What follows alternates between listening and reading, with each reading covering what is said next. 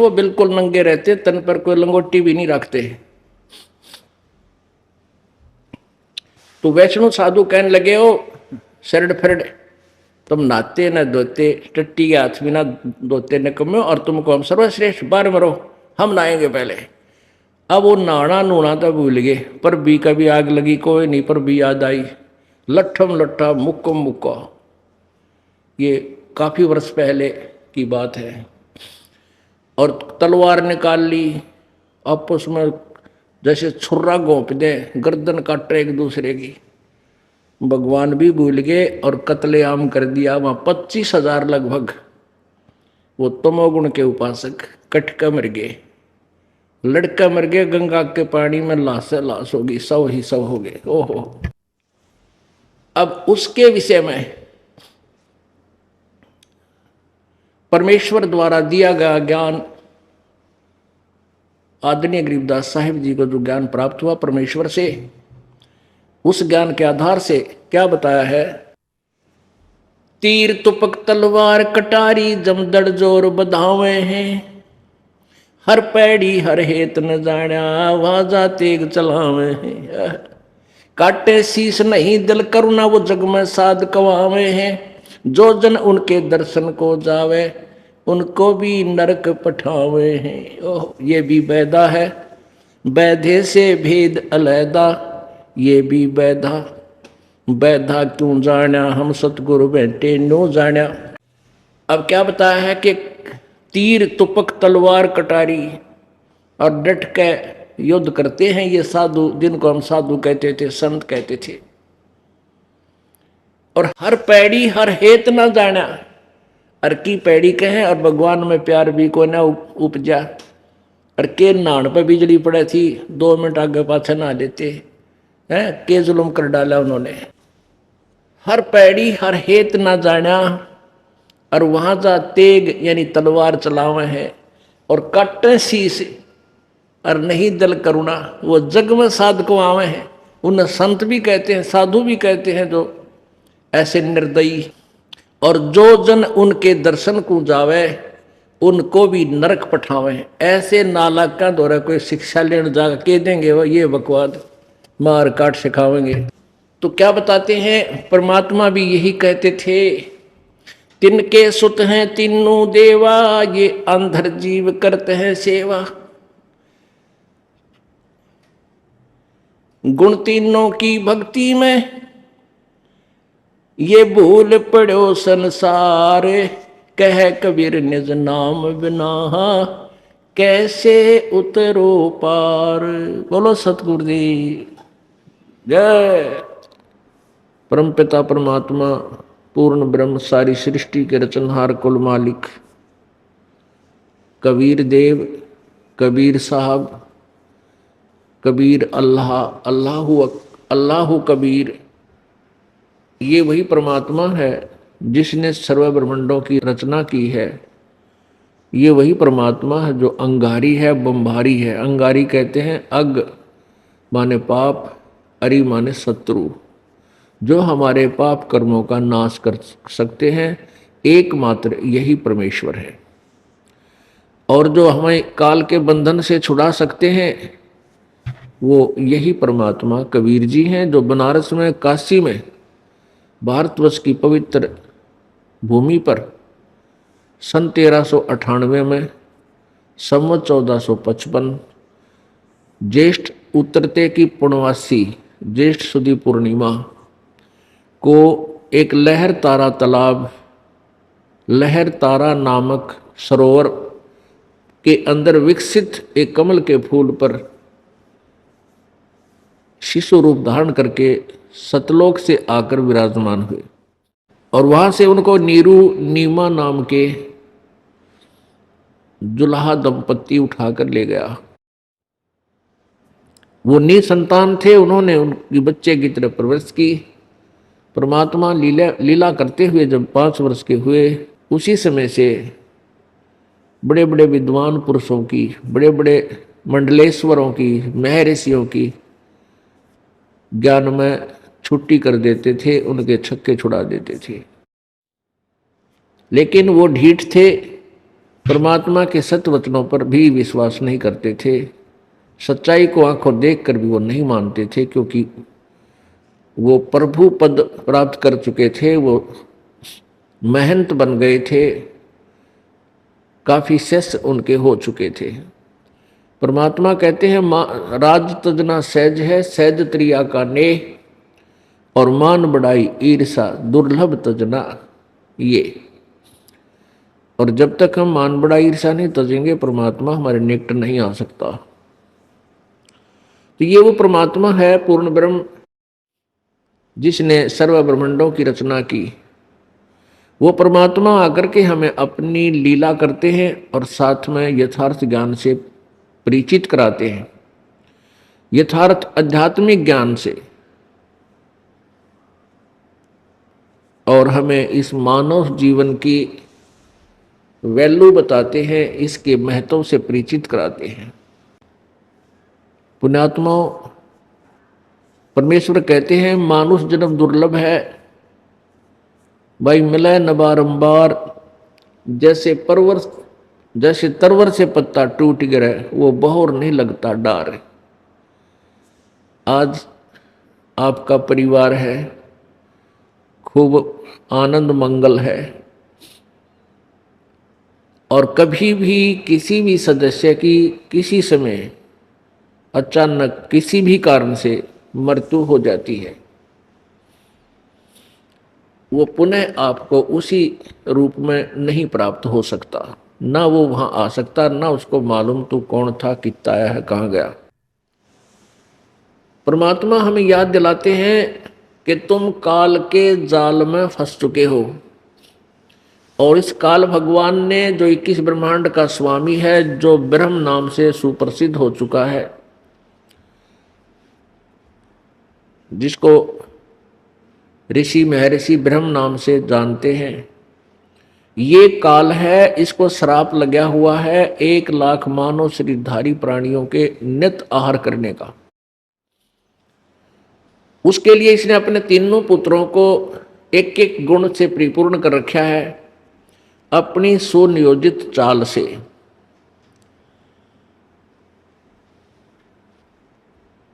और इन तीनों पुत्रों के द्वारा ये संतानों उत्पत्ति, सतिथि और संहार करवा रहा है। ब्रह्मा जी रजगुण है, इनके अंदर ऐसा गुण भर दिया, काल ने समावेश कर दिया कि इनके शरीर के अंदर से निकल रही पावर शक्ति से प्रत्येक प्राणी संतानों उत्पत्ति करता है। ये विवश है प्राणी। पुण्यात्माओं, हमें अभी तक इस मार्ग का पता नहीं था, किसी ने हमें बताया नहीं। हम सभी एक गड्ढे में जुड़ रहे थे, एक ही लाइन पर चल रहे थे। अब जैसे माता गर्भ धारण करती है, उस गर्भ के अंदर उसको के दौरान उसको कितनी परेशानियों का सामना करना पड़ता है, वही जान सकती है। और फिर भी संतानों उत्पत्ति करनी ही पड़ती है। और फिर उसके बाद इस काल भगवान ने अपने दूसरे पुत्र विष्णु जी को सतोगुण युक्त कर दिया। सतोगुण के प्रभाव से हम इस विष्णु जी से निकल रही शक्ति से, इस पावर से हम एक दूसरे को चाहते हैं, एक दूसरे में ममता बनती है, मोह उत्पन्न होता है, लगाव बनता है।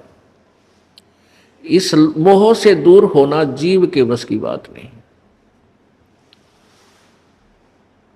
ये जीव से बाहर की पावर है, जीव के बस का नहीं। जैसे एक छोंक लगाया जाता है मिर्च का, और उस छोंक से फिर छींक आती है, तो जीव के बस का नहीं, छींक न रोक सके, उसके बाहर की बात है।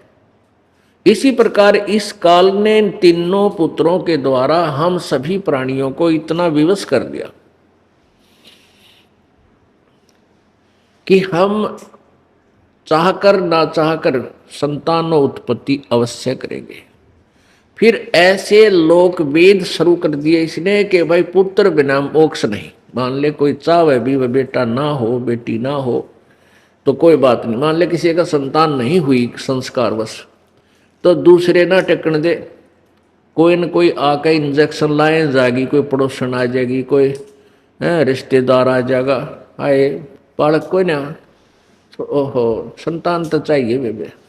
मतलब बेरा नहीं उस वो ना चाहे उसके कुछ भूल सी पड़े तो वो इंजेक्शन लानी है काल भेज दे, इन छेड़काओ ये कोई पंगा पावे और दूसरा ब्याह करवावे, चाहे किसी तरह करे, चाहे 100 पंगे पाक है, यानी संतान उत्पत्ति उस दृष्टिकोण से भी जरूरी बना ली। परमात्मा क्या बताते हैं, क्या मांगो कुछ थिर न रहाई, देखत नैन चला जग जाई, 1 लख पूत 1.25 लख नाती, उस रावण के दीवान बाती। अब मान लीजिए किसी का संतान को नहीं, संतान नहीं है और वो बिल्कुल समाज के द्वारा इतना परेशान कर दिया जाता है, वो दंपति फिर वो संतान की तरफ में चाहे कितने भी भटकना धक्के खाने पड़े वो जरूर जाएगा, कितना बता दो उसने, और फिर भी ना होता कुछ भी। पुण्यात्मा, हम भगवान के ज्ञान से अपरिचित होकर आधे से ज्यादा टेंशन न्यू बना लें। जब हमें ज्ञान हो जाएगा फिर हम इस टेंशन से 90% फ्री तक वैसे ही हो जाएंगे, 10% रहेगी वो धीरे धीरे ज्ञान से भक्ति से सब ठीक हो जाएगी। अब परमात्मा कहते रावण के 1 लाख बेटे थे, 1 लाख और 1.25 लाख ऐसे ऐसे रिश्तेदार थे नो, एक से एक तगड़े सूरवीर और धनवान। क्योंकि हम अच्छा रिश्तेदार ढूंढते हैं, भी अच्छी उसकी गांव में नगरी में शहर में प्रभुता हो, और हमने का हमारा रिश्तेदार भाई MLA बन रहा है। तो परमात्मा बताना चाहते हैं कि तुम 1-2 पुत्र प्राप्त करके ही, प्राप्त करने की इच्छा करके क्या बनाना चाहते हो, तुम क्या सतीथि चाहते हो अपनी। रावण के 1 लाख बेटे थे और 1.25 लाख रिश्तेदार नाती, और आज उसका कोई दीवा लावणिया भी कोई ना, वह कित गए, वह पुत्र लाख थे वह भी खत्म हुए, अंत हुआ। अब जिसे कर्म कुकर्म रावण ने किए थे आज उसी दृष्टिकोण से उसको जाना जा रहा है। तो पुण्यात्मा और परमात्मा हमें क्या याद दिलाना चाहते हैं कि ये काल भगवान का सुनियोजित जाल है, और इस जाल में तुम फंस चुके हो, और इससे निकलने की प्रयत्न भी सभी कर रहे हैं। जैसे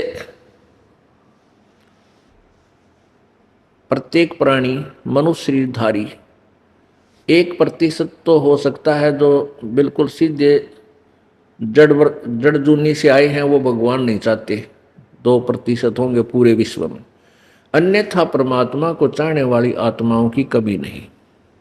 और कोई ना कोई वो साधना कर ही रहा है प्रभु की। अब फिर क्या है कि जैसे वो साधना कर रहे हैं अपने लोकवेद के आधार से, और फिर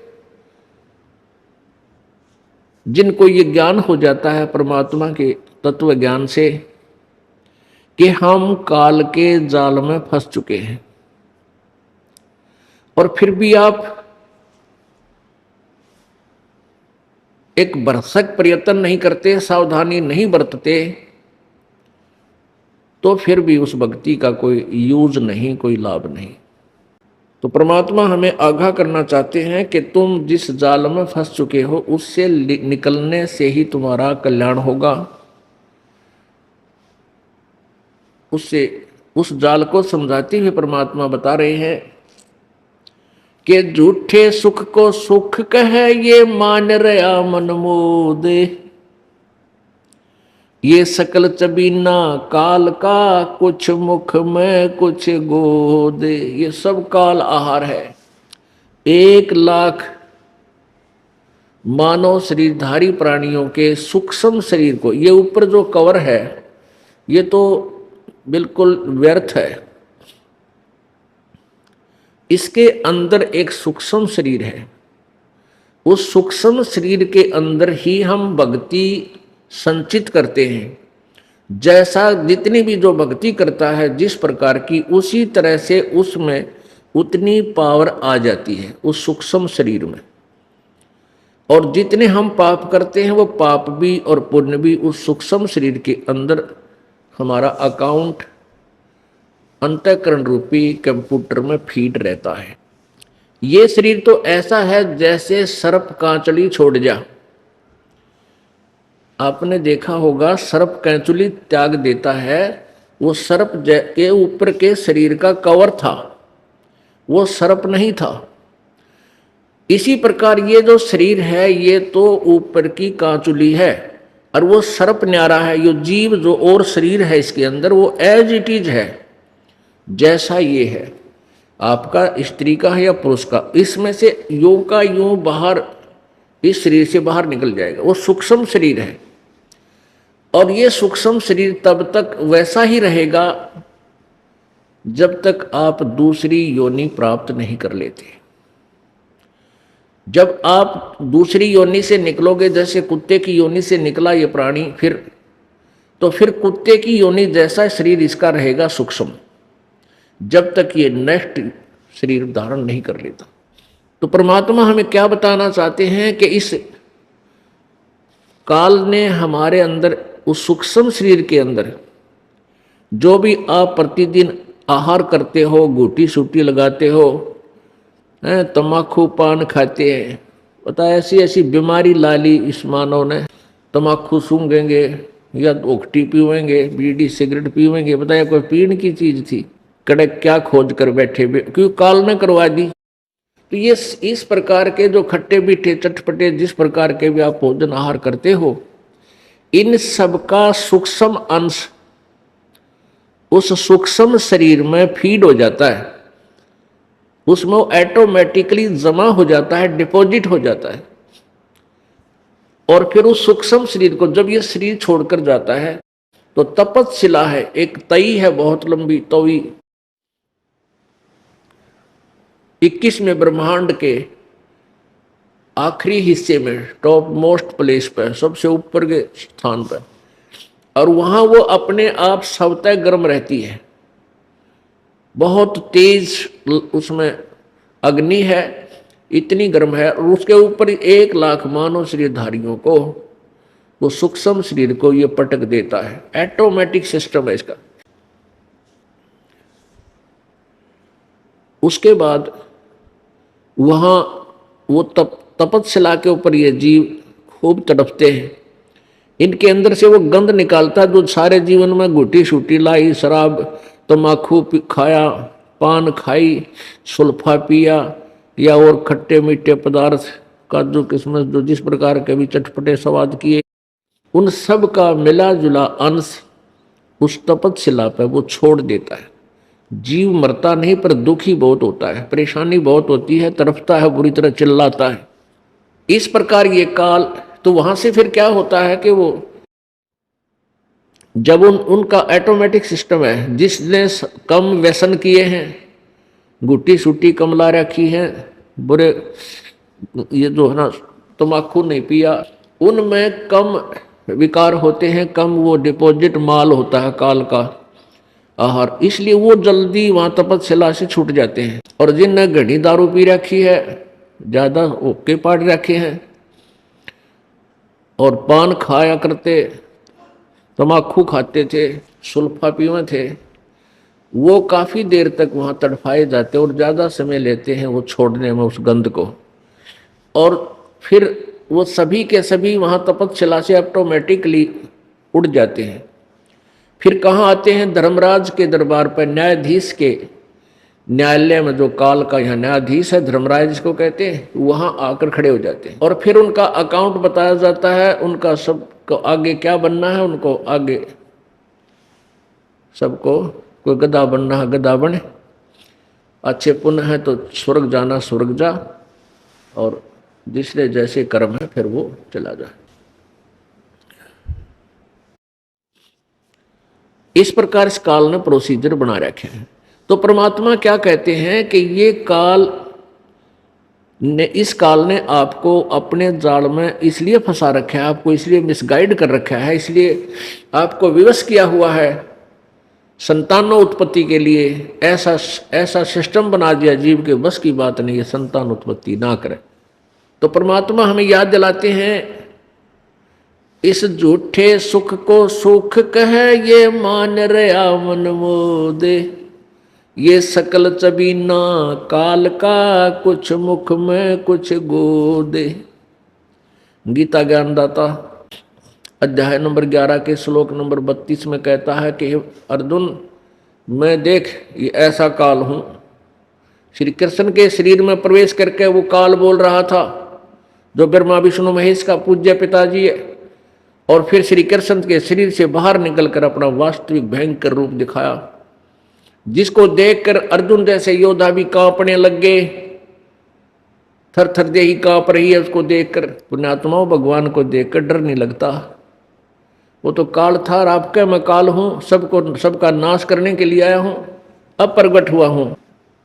और गीता जी अध्याय नंबर 11 के श्लोक नंबर 21 में अर्जुन देख रहा है, कह रहा है भगवान आप तो देवताओं को भी खा रहे हो, आप ऋषियों को भी खा रहे हो, और ये सिद्धों के समुदाय, इन सिद्धों के टोल आपके और ऋषियों के ये ग्रुप हाथ जोड़ कर आपसे मंगल कामना करते हैं, और वेदों के स्तोत्रों से आपकी स्तुति करके आपकी अपने जीवन की रक्षा मांग रहे हैं, आप तो इनको भी खा रहे हो।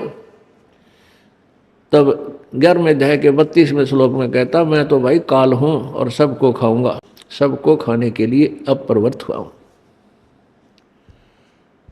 तो यही परमात्मा कह रहे हैं कि सकल चबीना काल का, और कुछ मुख में कुछ गोद।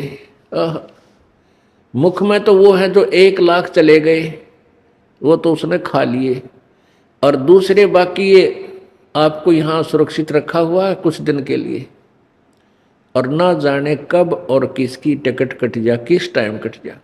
परमात्मा कहते हैं कि तुम इस काल के जाल से परिचित नहीं हो, इसलिए तुम यहां मस्ती मार रहे हो। काल की परिभाषा बताते हुए अपने प्यारी आत्मा धर्मदास जी को कैसे डिफाइन किया परमात्मा ने, काल की डेफिनेशन कैसी बताई कि जैसे कसाई बकरे पालता है, वो उन अपने बकरों को और बकरियों के लिए एक अच्छी व्यवस्था करता है, चारों तरफ उसके डिफेंस करता है, उसको बचाने के लिए बाड़ लगाता है, और एक छाया बनाता है, शेड डाल देता है, जैसे शेड डाल रखे हैं यहाँ पर, और उनके लिए तालाब पानी का बनाता है, चरागाह अलग से, खेत अलग से लेता है, जहाँ जाड़ बोझड़े घास आदि उगा देता है, जिसमें वो सारा दिन आहार करते हैं।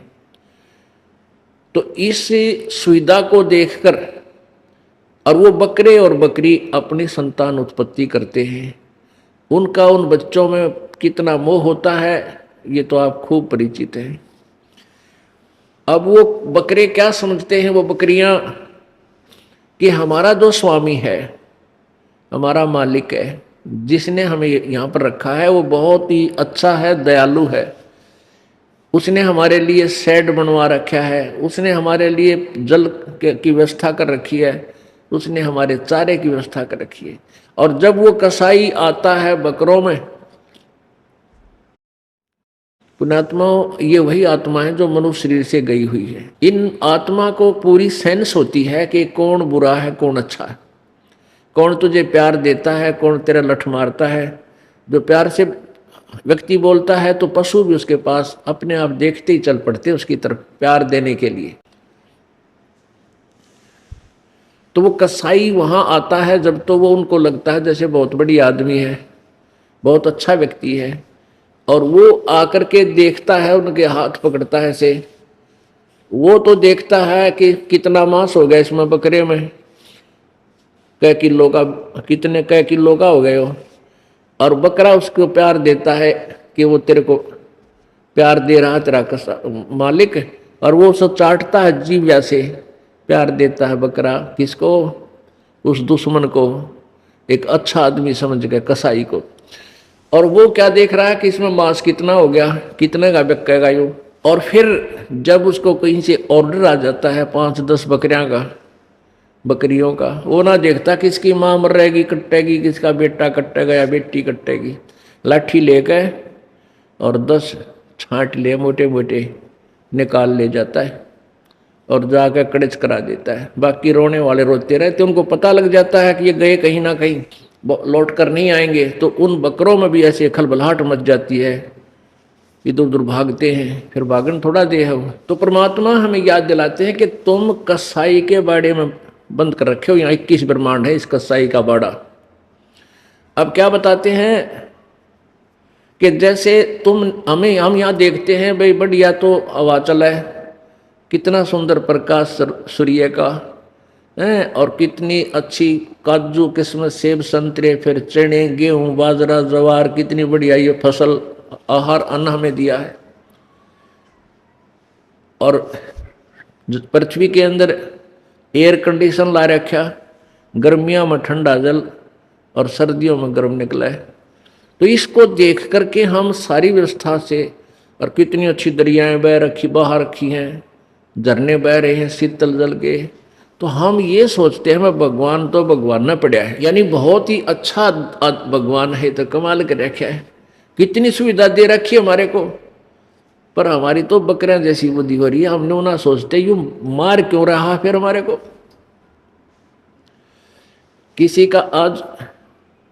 किसी का बेटा मर गया, किसी की बेटी मर गई, किसी का कुंबा मर जाता है एक्सीडेंट में, 3-3 4-4 5-5 परिवार एक परिवार के सदस्य मृत्यु को प्राप्त हो जाते हैं। यो के भाई फिर वो दयालुता कहाँ गई इस भगवान की।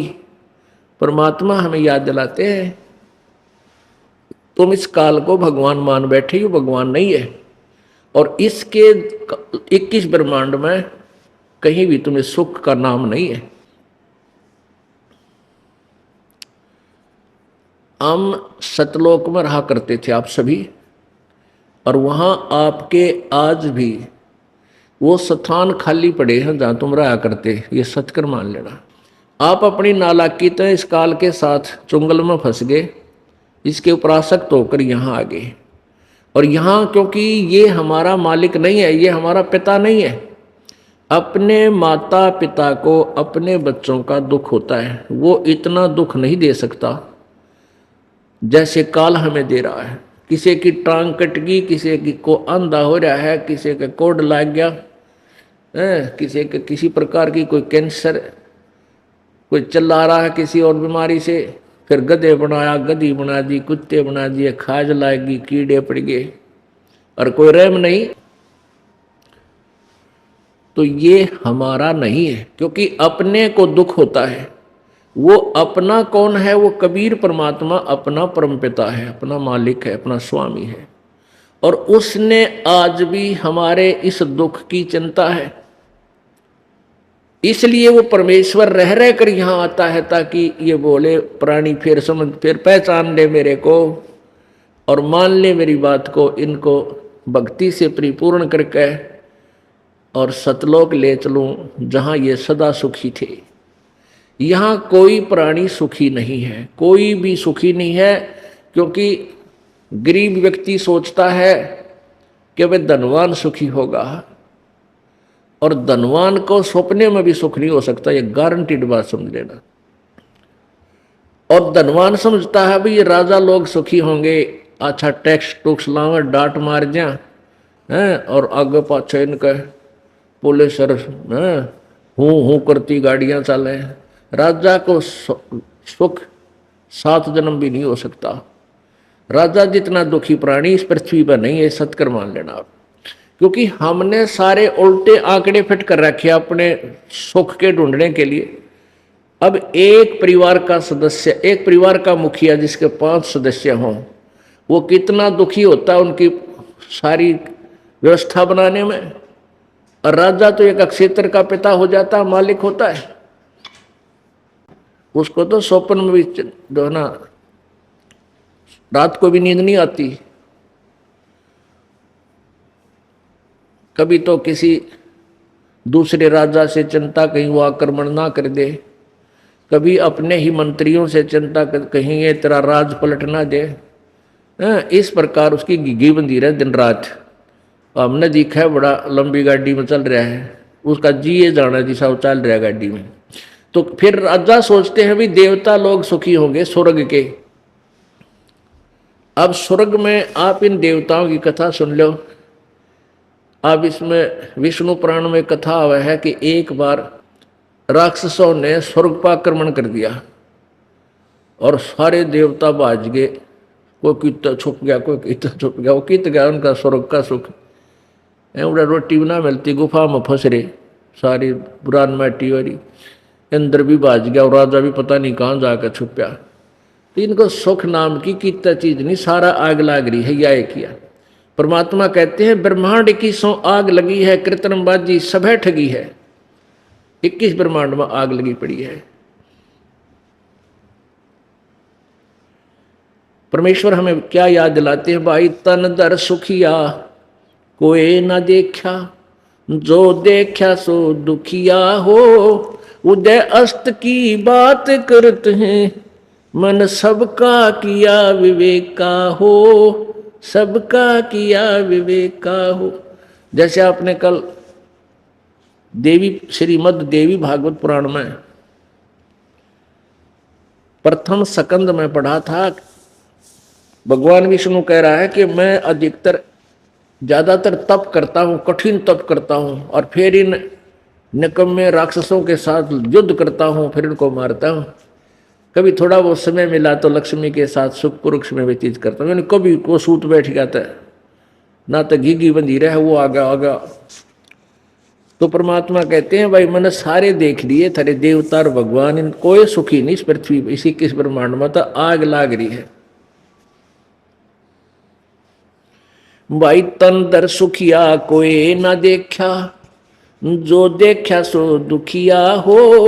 उदय अस्त की बात करते हैं, मन सबका किया विवेका हो, सबका किया विवेका हो।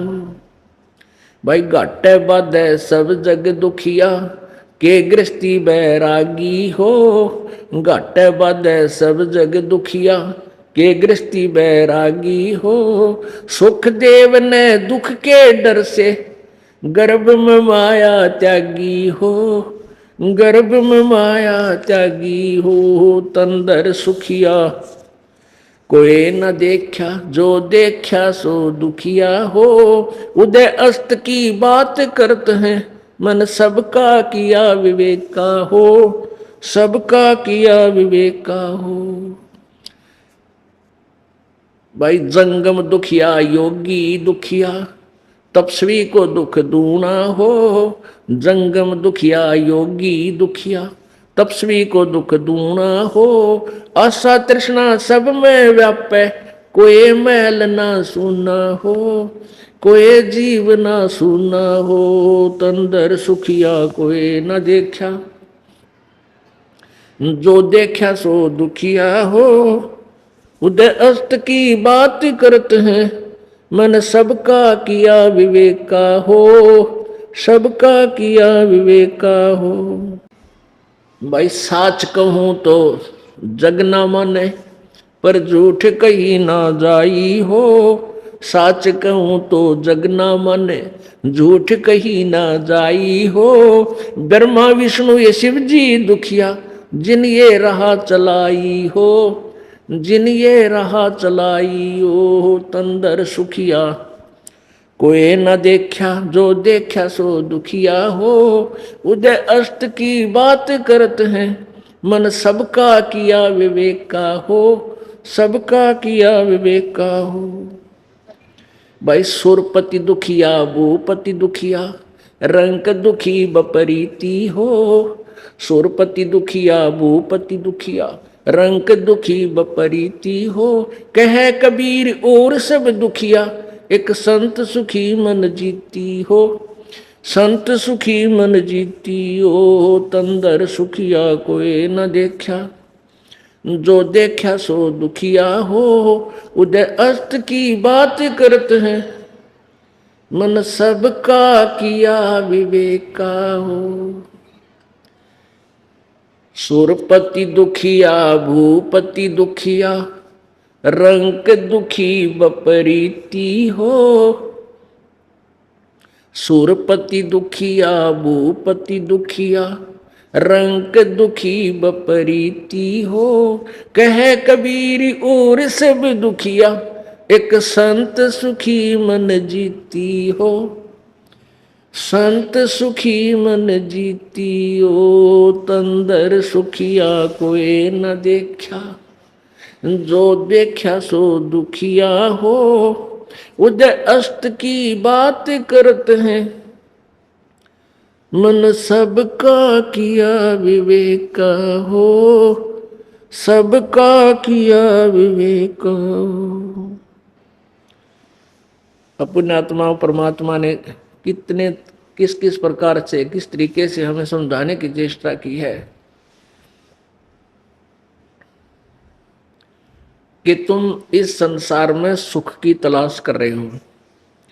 इसमें कहीं पर भी आपको सुख नाम की चीज नहीं मिला, क्योंकि तुमने सुख देखा ही नहीं है।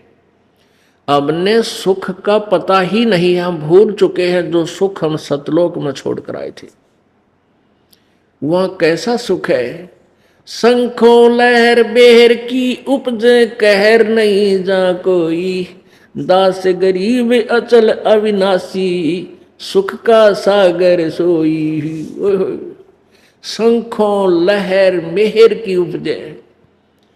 आप कभी कभी किसी समय एकांत में जब बैठे हो, जो पुण्यात्माएं हैं उनमें ये अवश्य हिलोर उठती है। ऐसी हिलोर उठती है उस समय एकदम अंतःकरण इतना पवित्र बन जाता है, कोई भी बुरा नजर नहीं आता, किसी से द्वेष नहीं रहता, अंश मात्र भी। जो शत्रु होते हैं वह भी अपने से लगते हैं, क्या किस कारण से हम झगड़ा कर रहे हैं।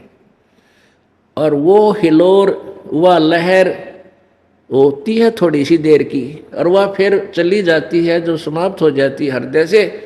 फिर वो अड़ंगा शुरू हो जाता है, वो चिंता हो जाती है, वो काम नहीं बना, छोरे की नौकरी नहीं लगी, लड़की का बालक नहीं हुआ है, भगवान पता नहीं कदे छोड़ ना दे, उसने न्यू कर दूंगा, उस पर मुकदमा करूंगा। यानी वो कैर की लहर फिर शुरू होगी। वह मेर की लहर थी, उसमें कितना सुख था, कितना आनंद था। कहते हैं ऐसी मेहर की लहर उस सतलोक में सदा बनी रहेंगी।